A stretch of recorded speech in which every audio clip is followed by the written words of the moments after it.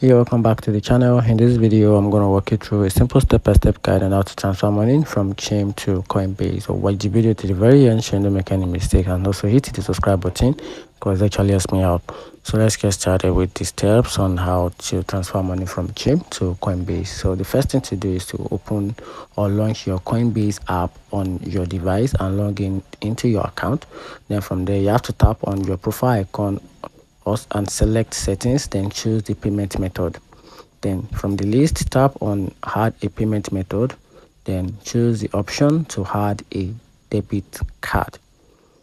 Then from there, you have to input your Chime debit card information as prompted. For example, your card number, the CVV, and some more important required from the app. Then from there, you have to verify the card. So follow the any additional verification steps that requires by Coinbase.